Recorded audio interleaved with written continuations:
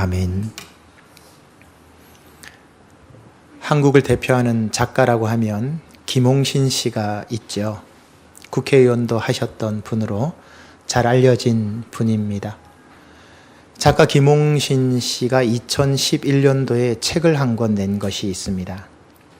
인생 사용 설명서 두 번째 이야기. 저도 이 책을 읽었는데요. 굉장히 책의 관점이 독특했던 것으로 기억을 합니다. 그는 이 책에서 독자들에게 묻고 있습니다. 인생이 고질 병인가? 아니면 고칠 병인가? 세상이 복잡해서 내가 복잡한 것인가? 내가 복잡해서 세상이 복잡한 것인가? 그것을 묻고 있습니다. 아주 정확하고 예리한 통찰력이 있는 거죠. 세상이 복잡해서 내 마음이 복잡한 것이 아닙니다. 내 마음이 복잡해서 세상이 복잡하게 보이는 것이죠. 반대로 내 마음이 편안하면, 평탄하면 세상도 편안합니다. 결국 마음이 문제라는 것입니다. 사람들은 먹고 사는 것과 내 몸에 대해서 관심을 많이 가지고 있지만 그것을 웰빙이라고 말하지만 진정한 웰빙은 몸의 편안함에 있는 것이 아닙니다. 진정한 웰빙은요, 마음의 평안함입니다. 마음만큼 중요한 것이 없습니다. 모든 생각과 행동의 근원과 출발이 되는 지점이 몸이 아니고 생각이 아니고 마음입니다. 어떤 마음을 가지는가가 어떤 생각을 하게 되고 그 생각에 따라서 의식적이든 무의식적이든지 반드시 행동이 나오기 때문입니다. 엄밀한 의미에서 보면 모르고 했다, 무의식 중이었다는 말은 맞지 않는 말입니다. 무의식일 뿐이지 그 내면에는 의식이 있고 마음이 있었기 때문에 그런 행동이 나오는 것이죠. 이처럼 모든 것의 출발과 근원은 마음입니다. 오늘 우리는 함께 읽은 본문의 말씀 가운데에서 마음에 심각한 상처를 입은 한 사람을 발견하게 됩니다. 그 사람은 바로 여러분이 잘 아시는 이스라엘 최고의 장군이요 성군으로 일컫는 다윗입니다. 이스라엘 역사 가운데에서 가장 추앙받는 인물이기도 하지만 동시에 그는 상처받은 마음과 병든 마음으로 살아야 했던 사람이기도 했습니다. 오늘 우리가 읽은 12장은 11장인 앞장의 내용을 이해하지 않으면 이해하기가 어려운 내용입니다. 여러분 너무나 잘 아시는 내용이 있죠. 앞장인 사무엘하 11장에서 다윗은 인생 최대의 범죄를 저지르게 됩니다. 한가롭게 왕궁의 옥상을 거닐다가 그 옥상에서 아래를 내려보다가 한 여인이 목욕하는 장면을 보게 되고 그 목욕하는 장면을 보고 마음에 음란이 들어와서 신하를 시켜서 그 여인을 데려다가 동침하게 되고 그 여인은 임신하게 되고 이 사실을 숨기기 위해서 그 남편을 전쟁터의 맨 앞자리에 세워 죽여버리는 엄청난 죄를 저지르게 되죠. 왕의 자리에 있었기 때문에 어느 누구도 말할 수 없다고 생각했지만 하나님의 눈은 피할 수가 없었습니다. 하나님께서는 즉시로 선지자 나단을 보내서 무서운 책망과 심판을 예언하셨죠. 다윗은 그 사실 앞에 베개가 눈물로 젖도록 회개의 기도를 하고 회복이 되옵니다. 그 다음 장면이 바로 저와 여러분이 읽은 본문의 말씀입니다. 그런데 문제는 회개는 했지만 그 마음에 상처가 남아서 그 마음이 병들게 된 것입니다. 오늘 우리는 다윗을 통해서 상처를 받았을 때 나타나는 마음의 모습, 병들었을 때 내 마음이 어떤 현상이 나타나는가, 어떤 모습으로 나가는가를 통해서 우리 자신을 한번 돌아보고 세움받기를 원합니다. 먼저 우리 마음에 상처를 받고 병이 들게 되면 자기 중심적인 행동이 나타나게 된다라는 것을 알 수 있습니다. 본문 26절의 말씀을 보시기 바랍니다. 다윗의 부하 요압이 랍바라고 하는 지역을 쳐들어가서 전쟁 끝에 그 지역을 점령하게 됩니다. 굉장히 힘든 전투였죠. 이에 대해서 요압은 27절과 28절에 사람을 보내서 보고하게 합니다. 당연하죠. 왕에게 보고하는 것은 당연하죠. 그 땅을 차지했다는 겁니다. 그 땅을 싸워서 점령했다는 것입니다. 그러면서 요압이 다윗 왕에게 뭐라고 이야기했습니까? 남은 군사 몇을 데리고 이곳에 오셔서 이제 차지하시면 됩니다. 이 말은 이미 이긴 전쟁이니까, 이미 끝난 전쟁이니까 왕이여 들어오셔서 당신이 차지하십시오. 이 말입니다. 이 보고를 들은 다윗 왕의 행동이 약간 차이가 나타납니다. 28절과 29절의 말씀에 보면 미묘한 차이가 하나 나타납니다. 분명히 요압은 28절에서요, 남은 군사라고 했죠. 백성의 남은 군사만 데리고 오면 됩니다. 많은 군사가 필요 없다는 뜻입니다. 그런데요, 29절 말씀에 보면 다윗은 모든 군사를 데리고 들어갑니다. 이게 별 차이 아닌 것 같죠? 굉장히 중요한 부분을 보여줍니다. 다윗의 숨겨진 마음, 병든 마음, 상처난 마음이 그대로 드러나는 장면입니다. 여러분, 이미 이긴 전쟁입니다.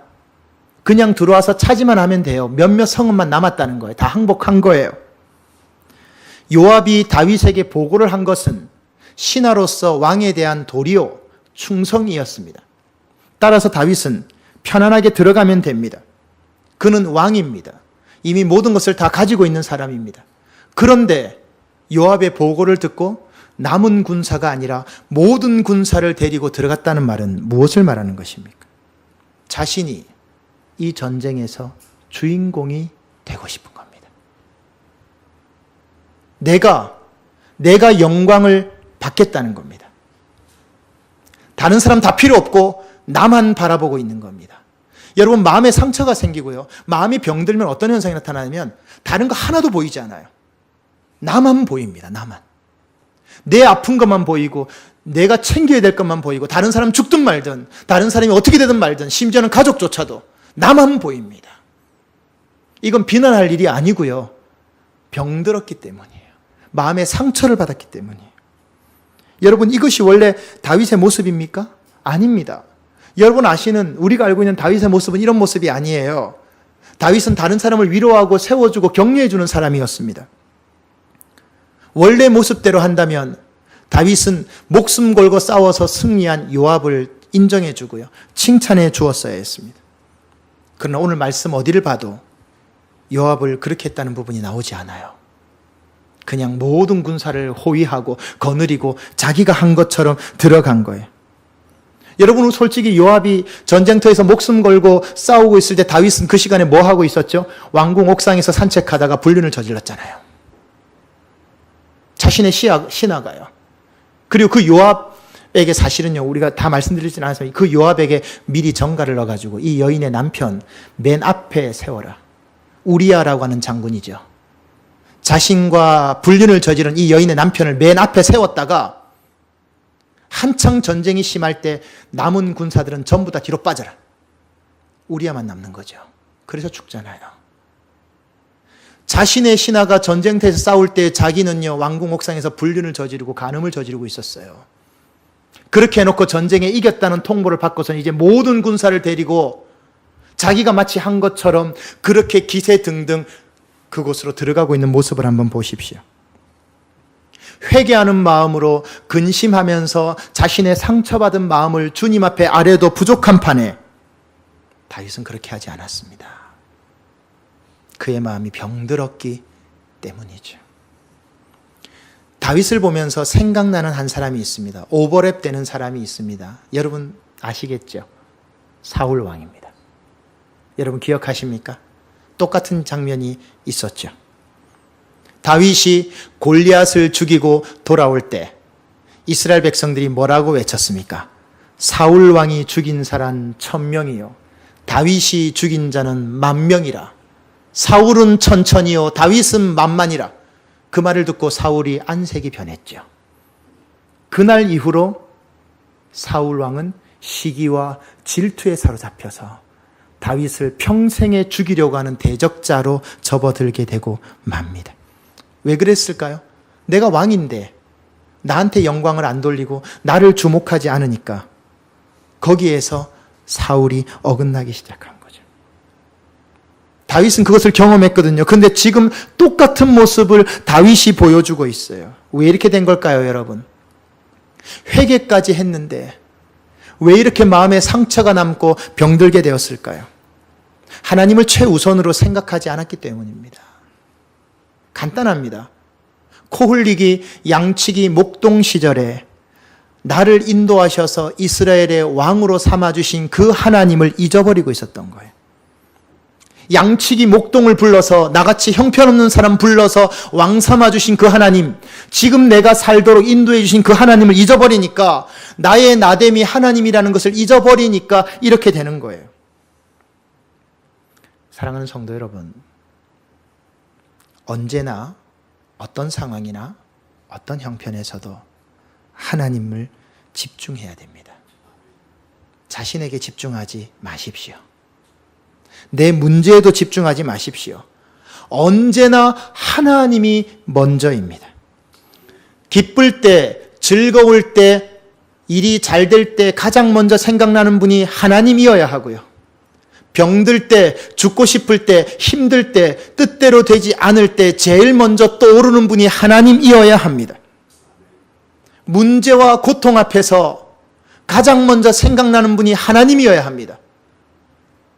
그런데 문제가 닥치고 어려움이 닥치면 가장 먼저 생각나는 게 술이라면, 가장 먼저 생각나는 게 사람이라면, 어려움이 닥치고요, 직장과 사업에서, 학교에서, 가족 간에 어려움이 생겼을 때 가장 먼저 생각나는 게 돈이라면, 이건 내 마음이 병들었다는 뜻입니다.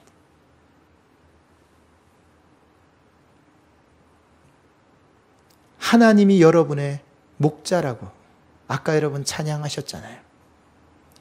목자에게 있어서 가장 중요한 건 양이라고 아까 전사님 말씀하셨습니다. 우리가 하나님의 아들, 딸이기 때문입니다. 문제가 해결되지 않고 회복되지 않는 이유는 내 인생의 의자에 내가 앉아있기 때문입니다. 하나님을 바깥에 세워놓고 내 중심에 내가 앉아있는 거예요. 반대가 되어야 되죠. 나는 바깥에 서 있고 하나님을 내 인생의 중심에 모셔야 되는데 그게 안 되니까 회복도 안 되고 해결도 안 되는 거예요. 계속 마음이 상처를 받아 병들게 되는 거예요.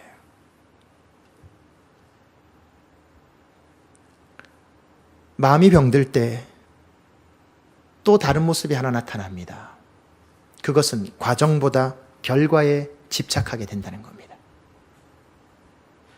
다윗은 전쟁터에서 늘 앞장서서 싸웠던 사람입니다. 그리고 전쟁에서 얻게 된 전리품들은 반드시 가장 좋은 것들을 하나님께 먼저 드렸습니다. 이것은 하나님께서 이 전쟁에서 싸워 이기게 하셨다는 감사의 표시였죠. 그런데 여러분 30절의 말씀을 보십시오. 정말이지 충격적인 장면이 나옵니다. 30절 말씀에 보면 다윗이요, 보석이 박힌 왕관을 가져와서 그것을 자기 머리에 쓰고 있는 장면이 나옵니다. 이게 정말 우리가 알고 있는 다윗의 모습입니까? 이게 그동안 우리가 보아왔던 다윗의 모습입니까? 정말 충격적인 장면입니다. 다윗은 지금까지 전쟁을 하면서도 한 번도 왕관을 머리에 쓴 적이 없습니다. 왜냐하면 다윗에게 있어 진정한 왕은 하나님이었기 때문이죠. 그가 왕이 되었지만 절대로 그는 왕관을 스스로 쓴 적이 없어요. 근데 여기에서는 자기 스스로 왕관을 머리에 쓰고 있습니다. 내가 잘해서가 아니라, 내가 잘나서가 아니라 하나님이 그렇게 해주셨다는 믿음이 있었기 때문에 한 번도 왕관을 쓴 적이 없어요. 심지어 어린 다윗은요, 사울 왕의 갑옷도 벗어버렸던 사람이에요. 그런 그가 지금 금 1달란트짜리 보석 박힌 왕관을 쓰고 있습니다.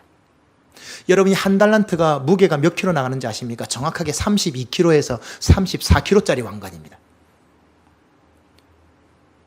여러분 이상하지 않습니까? 30kg 머리에 쓰고 있을 수 있습니까? 못 씁니다. 10분도 못 쓰고 있습니다, 여러분. 34kg입니다. 금 1달란트가 정확하게 34kg이거든요. 34kg짜리 왕관이란 말은 쓰는 용이 아니고 전시용입니다. 누가 30kg 넘는 왕관을 머리에 쓰고 앉아 있습니까? 아마 목이 부러지고 말 거예요. 근데 그걸요, 지금 자기 머리에 쓰는 거예요. 모든 사람이 부러워할 만합니까? 이게 성공입니까? 이게 영광입니까? 이게 승리입니까? 아니죠. 부끄러운 거죠. 수치스러운 거죠. 정말 부끄러워해야 되는 장면이죠. 왜냐하면 이 왕관을 얻기 위해서 다윗이 한 것이 없기 때문입니다. 방금 전까지 왕궁에서 밧세바라고 하는 여인을 불러다가 간음했잖아요. 그리고 임신까지 시켰잖아요. 그 남편도 죽이고 주의 종에게 책망받고 회개하고 있어야 될 다윗이 모든 군사를 끌고 들어가서 30kg가 넘는 왕관을 자기 머리에 쓰고 있는 장면을 상상해 보십시오.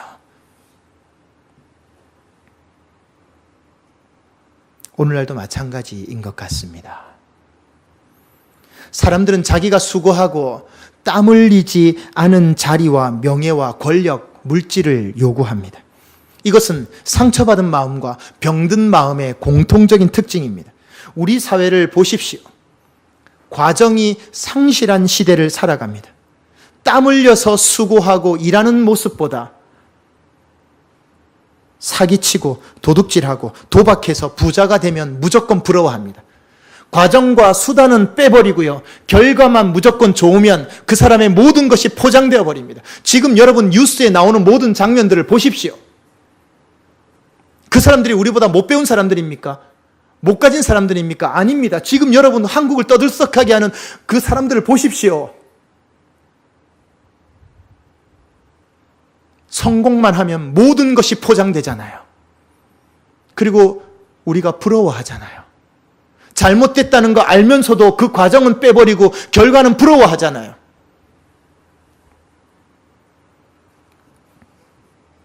정상적인 방법으로 사는 사람은 바보가 되고, 비정상적인 방법, 거짓말을 동원해서 돈 버는 사람은 떵떵거리고 사는 세상이 되고, 그렇지 못한 사람은 그 결과를 보면서 부러워하는 세상이 어떻게 정상적인 세상입니까? 이것이 땀과 수고의 노력과 몸부림은 빼버리고 왕관만 차지하면 된다는 이것이, 한탕과 한방으로 모든 것이 바뀌어질 수 있다고 하는 이 생각이 어떻게 건강한 마음이냐고요. 건강한 마음이 아니죠. 시편 128편 2절 말씀, 네 손이 수고한 대로 네가 먹을 것이다. 그것이 복되고 형통한 거다. 근데 이것을 인정하는 그리스도인은 얼마나 있습니까? 진짜 복이 뭐라고 그럽니까? 진짜 형통이 뭐라고 그럽니까? 네 손으로 수고해서 그게 얼마 됐든지 간에, 얼마나 크든지 작든지 중요하지 않아. 네 손으로 수고해서 번 것, 그걸로 처자식 먹고 살면 그것이 복이고 형통인데, 이것을 인정하는 그리스도인이 얼마나 되냐고요. 네 손으로 수고한 대로 대박이 나야죠. 그래야 복이라고 생각하잖아요. 그리스도인들조차도 그것을 인정하지 않지 않습니까? 세계에서 제일 높다고 하는 산이 에베레스트 산이죠. 8,848m입니다. 그 산을 목숨 걸고 올라가는 사람들이 있죠. 만약 힘들다고 날씨 좋은 날 헬리콥터 타고 정상에 올라간다면, 그리고 밧줄 타고 내려가서 그 8,848m 정상에 서서 태극기를 잡고 흔든다면 사람들은 비웃을 겁니다. 왜 그럴까요? 추위와 부족한 산소와 부족한 호흡을 무릅쓰고 눈보라를 견디면서 한 발자국 한 발자국 내딛는 그 수고를 통해서 정상에 올라야 비로소 영광을 누리는 겁니다. 한 가지만 기억하십시오. 결과는 같아도 과정이 다르면 영광도 다릅니다. 다시 말씀드립니다. 결과는 같아도 과정이 다르면 영광도 다릅니다. 우리 학생들은 시험 끝났죠? 성적 안 나왔다는 말 하면 안 돼요. 내가 그만큼 안 한 거예요. 직장 생활하시고 사업하시는 분들 핑계 대면 안 됩니다. 사역도 마찬가지고 하나님께서 다 마찬가지입니다. 땀 흘리는 노력과 수고와 결과를 통해서 그게 얼마가 되었던 간에 그거 벌면 그거 복입니다. 그게 감사한 겁니다. 그게 형통입니다. 그런데 그런 생각 못하면 마음 병든 겁니다. 내가 삐뚤어져 있는 겁니다. 잘못 가고 있는 겁니다. 십자가를 생각해 보십시오. 십자가는 과정입니까? 결과입니까? 십자가는 과정입니다. 예수님이 뭐하러 저런 십자가를 지고 창에 찔리고 물과 피를 흘려야 됩니까? 하나님이 저렇게 해서 사람 꼭 구원해야 됩니까? 하나님 저렇게 구원 안 하셔도 됩니다. 그냥 죽은 사람 살리는 분이니까 그냥 하면 되는데 뭐하러 예수님을 이 땅에 보내서 십자가에 그렇게 고통받고 죽도록 하시냐고요. 생명을 구원하기 위해서는 또 다른 생명의 고난을 거치지 않으면 구원할 수 없기 때문이죠. 과정은 고난이고요. 결과는 부활이었습니다. 주님의 수고와 생명의 열과가 바로 과정이죠. 그 생명의 결과가 누구입니까? 저와 여러분 아닙니까? 주님은 결코 한 번이라도 수고하지 않은 열매를 누리지 않았습니다. 우리가 수요일마다 요한복음 강의를 보고 있는데요. 예수님, 그럼 우리가 알고 있던 예수님이 아니에요. 저도 다시 보면서 새롭게 생각을 합니다. 섬김과 희생과 수고와 땀이 없는 영광은 수치입니다. 그건 수치입니다. 땀 흘리는 노력과 정직함과 진실함이 없는, 희생 없는 성공은 하나님 나라에서 대박이 아니고 쪽박이라고요. 그걸 여러분 분명히 기억하지 않으면 안 됩니다.